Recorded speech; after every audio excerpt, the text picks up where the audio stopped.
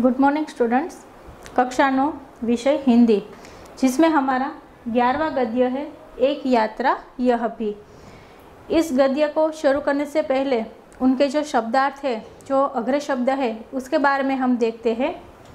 तो शब्दार्थ में पहला शब्द है यात्रा भीरु।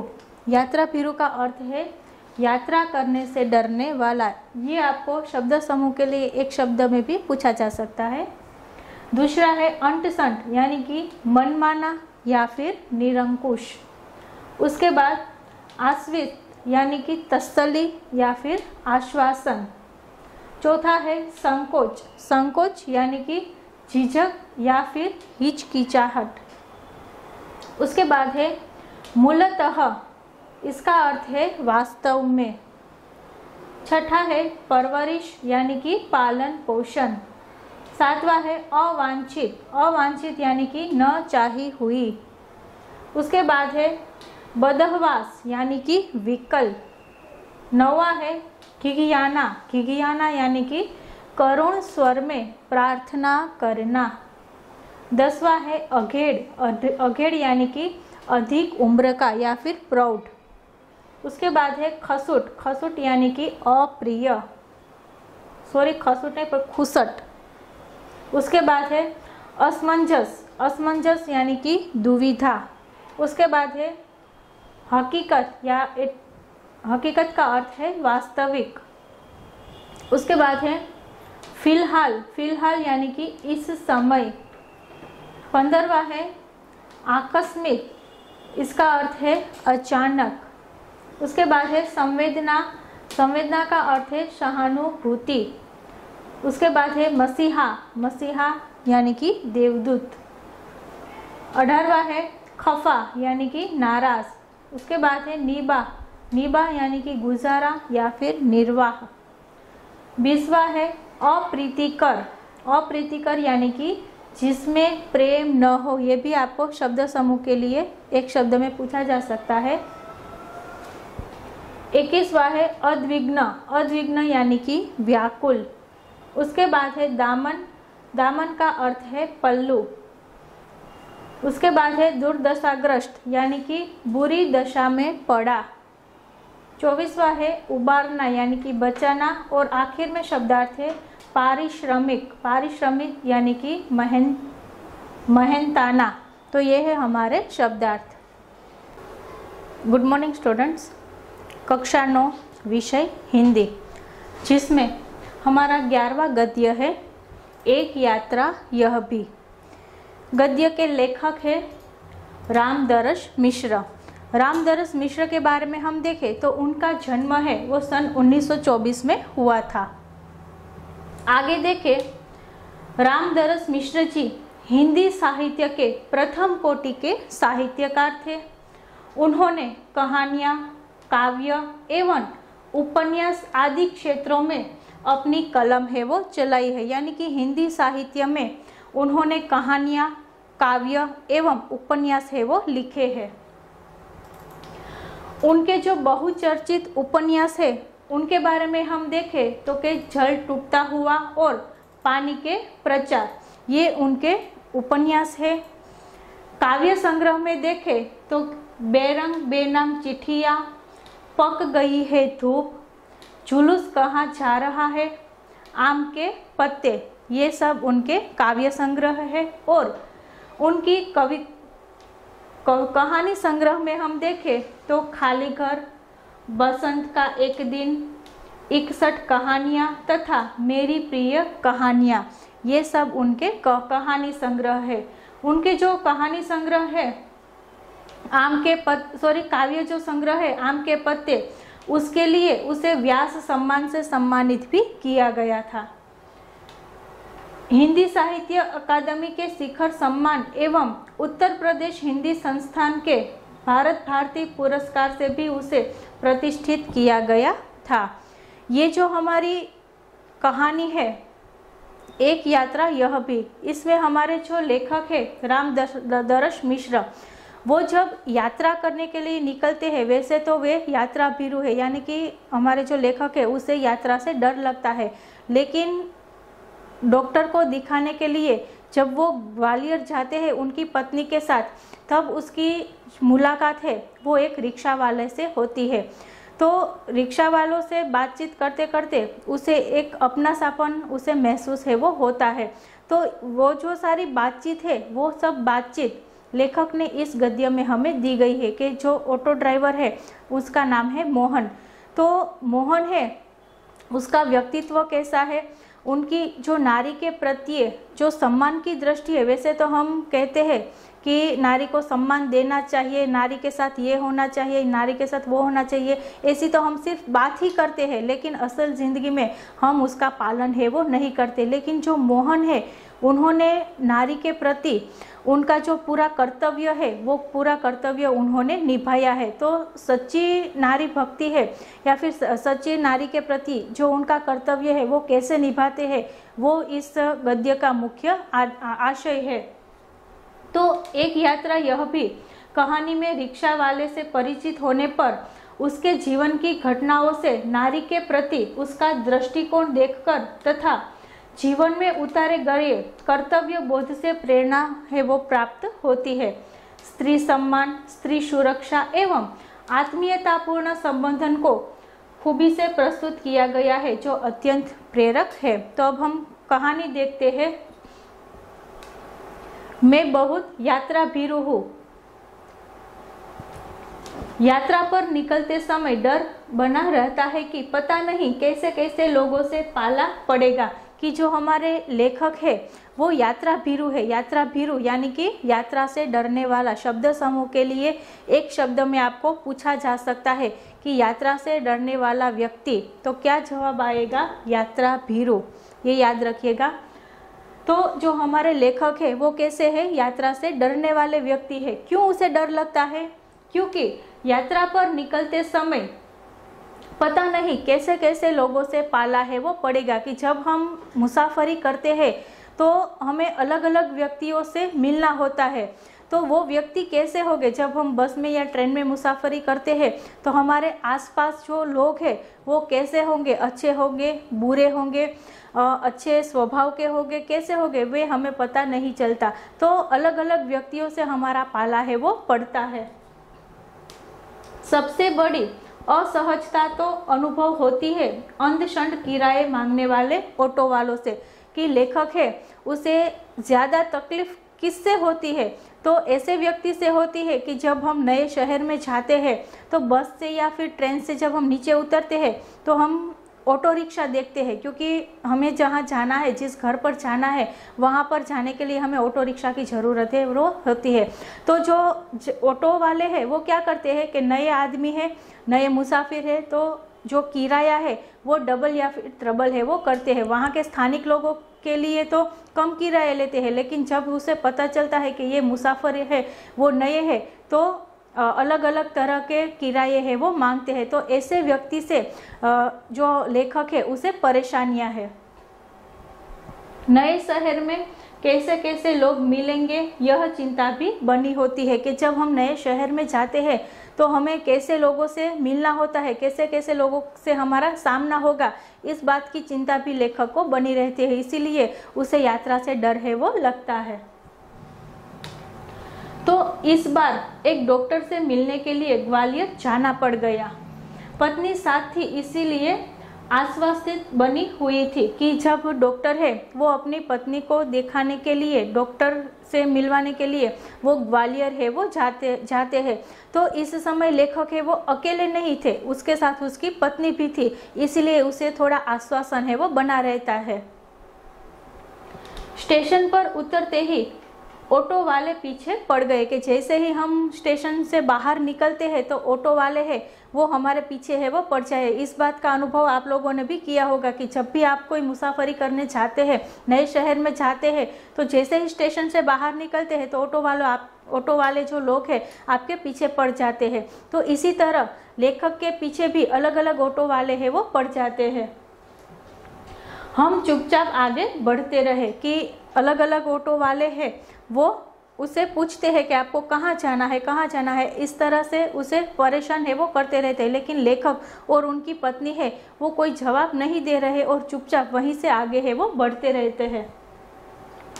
एक नवयुवक ऑटो वाला साथ लग गया कि उतने में ही एक नवयुवक ऑटो वाला है वो लेखक को मिल जाता है।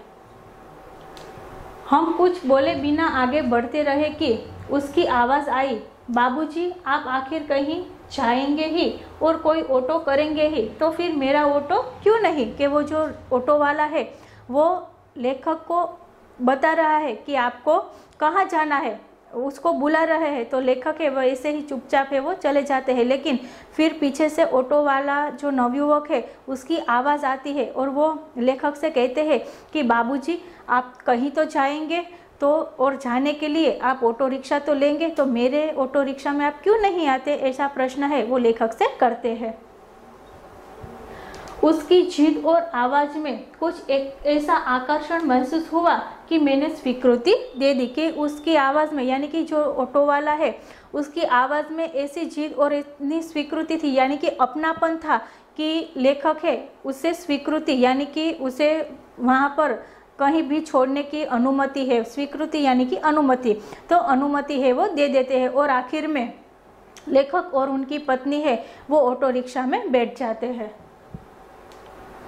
वह प्रेम भरी बातें करता रहा और हमें डॉक्टर से यहाँ पहुँचा दिया। कि और जैसे ही ऑटो रिक्शा में लेखक और उनकी पत्नी बैठते हैं तो उनके साथ बातचीत है वो ऑटो ड्राइवर है वो करता है। तो ऐसी प्यारी प्यारी बातें करते करते लेखक को उसने उस डॉक्टर के वहाँ पहुँचा दिया जहाँ दिखाने के लिए वे लोग ग्वालियर है वो आए थे।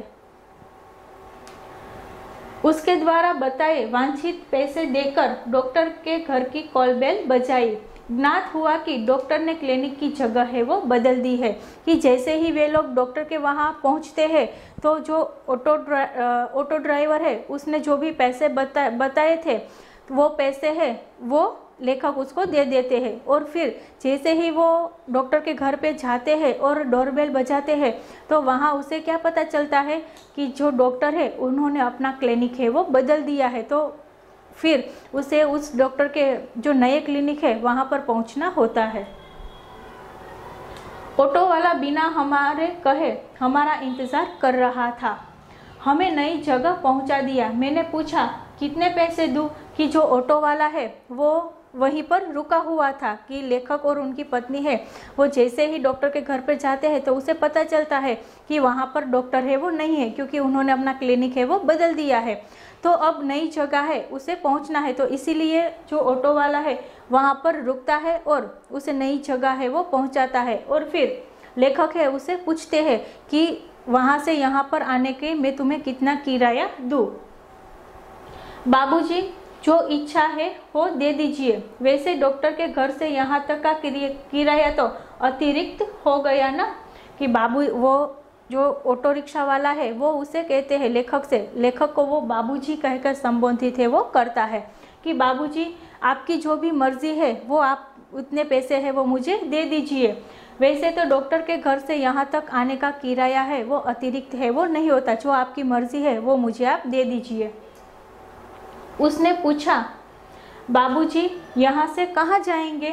मैंने होटल का नाम बता दिया और कहा भाई तुम जाओ यहाँ देर लग सकती है। कि जो लेखक है वो उसकी पत्नी के साथ नए क्लिनिक में डॉक्टर के वहाँ पहुँचते हैं। तो जब वो क्लिनिक में जाते हैं तो उससे पहले जो ऑटो ड्राइवर है वो उससे बातचीत करते हैं और उसे कहते हैं कि आप यहाँ से कहाँ जाएंगे, क्योंकि डॉक्टर को दिखाने के बाद आप कहीं भी रुके हुए होंगे, तो कौन सी जगह को आपको जाना है। तो लेखक है वो उसे उस होटल का नाम है वो बताता है कि हमें इस होटल तक जाना है। फिर जो लेखक है वो उसे कहते हैं कि आपको जाना है तो आप जा सकते हो, क्योंकि क्लिनिक में शायद उसे देर भी हो सकती है। वह कुछ बोला नहीं, हम डॉक्टर के पास चले गए। कि इस तरह से बातचीत करके जो लेखक और उनकी पत्नी है वो डॉक्टर के पास चले गए और जो ऑटो ड्राइवर है उसे कुछ बात है वो नहीं करता। घंटा भर बाद निकले तो देखा वह वही खड़ा था। कि 1 घंटे के बाद जब लेखक और उसकी पत्नी है वो डॉक्टर की मुलाकात लेकर जब बाहर निकलते हैं तो वो क्या देखते हैं कि वो जो ऑटो ड्राइवर है वो वहीं पर उसका इंतज़ार है वो कर रहा था। अब हमें महसूस होने लगा था कि यह ऑटो वाला कुछ और है। वह हमारे भीतर घर करता गया। होटल पर छोड़कर उसने पूछा, फिर कब आऊं? कि जैसे ही लेखक और उनकी पत्नी क्लिनिक से बाहर निकलते हैं वो क्या देखते हैं कि वो जो ऑटो ड्राइवर है वो वहीं बैठा है। तो ये देखकर लेखक को ऐसा लगा कि ये जो ऑटो ड्राइवर है, ये जो व्यक्ति है वो एक अलग ही प्रकार का व्यक्ति है, वो ये लालचू व्यक्ति है वो नहीं है। और ऐसे ही वो उसके मन में घर है वो कर गए, यानी कि वो जो व्यक्ति है वो लेखक को अच्छा है वो लगने लगा। तो उसी तरह से वो क्लिनिक से उसे वापस होटल छोड़ने है वो जाता है। और होटल छोड़कर फिर लेखक और ऑटो ड्राइवर है उसमें बातचीत होती है। उसे पूछता है कि फिर कब आऊँ? तो लेखक उसे कहते हैं कि यानी आप शहर में घूमेंगे फिरेंगे ना, आपको जहाँ जाना होगा ले चलूँगा। वैसे यहाँ कब तक है? कि वो जो ऑटो ड्राइवर है वो उसे पूछता है कि आप इस शहर में आएंगे तो यहाँ पे आपको घूमना फिरना तो होगा, तो आप बताओ मैं आपको कब घूमने फिरने ले जाऊँगा और आप वापस कब लौटेंगे? तो लेखक कहते हैं कल शताब्दी से लौटेंगे। शताब्दी है वो एक ट्रेन का नाम है, शताब्दी एक्सप्रेस, आपने सुना होगा।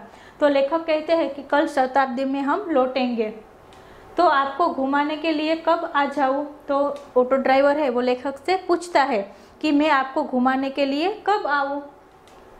भाई आज तो थके हैं, आराम करेंगे, कल घूमेंगे। लेखक है वो इतनी मुसाफरी करके ग्वालियर आए हैं, फिर डॉक्टर से उनकी बातचीत हुई है, तो पूरा दिन ऐसे ही भाग दौड़ में निकल जाता है। इसीलिए लेखक उसे कहते हैं कि आज तो हम थक गए हैं, पूरा आराम करेंगे, कल हम घूमने फिरने जाएंगे।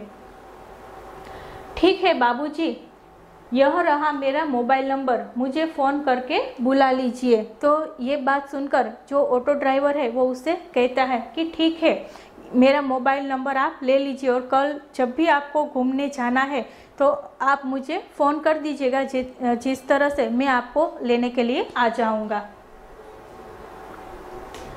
अरे तुमने अपना नाम तो बताया ही नहीं, लेखक है वो ऑटो ड्राइवर से कहता है कि आपने मुझे अपना नाम तो बताया नहीं। तो ऑटो ड्राइवर कहता है मोहन। मोहन अच्छा नाम है, लेखक कहता है। दूसरे दिन घूमने का कार्य शुरू हो गया। वह बहुत प्रेम से एक के बाद एक स्थान है वो दिखाता गया कि कल दूसरे दिन जो मोहन है वो उसके होटल में आते हैं और उसे घूमने फिरने के लिए ले जाते हैं। तो इसी तरह से घूमने फिरने का काम है वो शुरू हो जाता है और बहुत ही प्रेम से, बहुत ही प्यार से उन्होंने एक के बाद एक जो घूमने के स्थल है वो लेखक और उसकी पत्नी को दिखाए हैं। मुझे बाबूजी और पत्नी को अम्मा नाम से संबोधित करता था। कि जो मोहन है ऑटो ड्राइवर है वो लेखक को बाबूजी और उसकी पत्नी को अम्मा के नाम से संबंधित है वो करता है। घूम घुमाकर होटल पर लौटे तो चाय पीने के लिए उसे भी कमरे में बुला लिया। कि पूरा दिन है वो लेखक और उसकी पत्नी को ग्वालियर है वो घुमाता है। तो ऐसे ही घूम फिर कर वापस वे होटल है वो आते हैं। तो जैसे ही होटल में आते हैं तो लेखक और उसकी पत्नी है वो मोहन को चाय पिलाने के लिए अपने रूम में है वो बुलाते हैं। वह बहुत संकोच के साथ आया। चाय पान के साथ हमारी पारिवारिक वार्ता भी शुरू हो गई। पत्नी ने पूछा, बेटे तुम ग्वालियर के ही हो? कि जब लेखक उसे चाय के लिए अपने रूम में बुलाते हैं तो बहुत ही संकोच के साथ मोहन है वो उसके रूम में चाय पीने के लिए जाता है। तो जैसे ही चाय पानी खत्म होती है तो लेखक और उस मोहन के बीच, यानी कि ऑटो ड्राइवर के बीच जो पारिवारिक वार्तालाप है वो शुरू होती है। और जो लेखक की पत्नी है वो उससे पूछती है कि क्या तुम ग्वालियर के ही हो? नहीं अम्मा, मैं मूलतः आगरा का हूँ, यह आना पड़ा। तो जो ऑटो ड्राइवर है मोहन है वो उससे कहते हैं कि मैं मूलतः कहाँ का हूँ? तो कि आगरा का हूँ, मैं ग्वालियर का नहीं हूँ, मुझे कोई कारणवश यहाँ पर आना पड़ा। हमें लगा कि वह यह कहते कहते कुछ भर आया, इसीलिए चुप रहे। लेकिन वह स्वयं बोलने लगा, आगरा में अपना घर है। कि जैसे ही अम्मा उसे पूछती है कि क्या तुम यहीं के हो, ग्वालियर के ही हो, तब मोहन उसे बताता है कि मैं नहीं, आगरा का हूँ। और ये बात कहते कहते उनका मन है वो भर आता है, यानी कि उसे उसकी जो पुरानी यादें हैं वो ताज़ा होती है, इसीलिए उसका मन है वो भर आता है। तो इस कारणवश लेखक उसे कुछ और ज़्यादा है वो पूछते नहीं है। लेकिन जो मोहन है वो अपने मन पर काबू रखकर जो अपनी आप बीती है वो लेखक और उसकी पत्नी को सुनाता है। वो कहता है कि मेरा अपना घर है वो आगरा में है, माँ बाप तो बचपन में ही गुजर गए थे, बड़े भाई ने मेरी परवरिश है वो की है। लेखक है वो मोहन है वो लेखक से कहते हैं कि मैं मूलतः आगरा का हूँ और मेरा घर है वो भी आगरा में है। जब वो छोटे थे, यानी कि जब मोहन छोटा था, तब उसके माता पिता है वो गुजर गए थे और मोहन की परवरिश है वो उसके बड़े भाई ने की थी।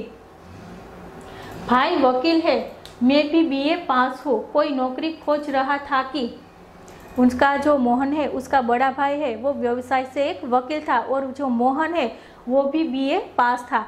कि बीए पास होकर जैसे ही वो नौकरी के लिए घूमता रहता, यानी कि नौकरी ढूंढने के लिए जब वो जाता है, तब उसके साथ एक हादसा होता है। तो उस हादसे के बारे में मोहन है वो लेखक से कहते हैं, कोई नौकरी ही खोज रहा था। कि यहाँ पर मोहन है वो चुप हो जाता है। इतनी बात कह के उसका मन है वो वापस से भर आता है और वो चुप हो जाता है।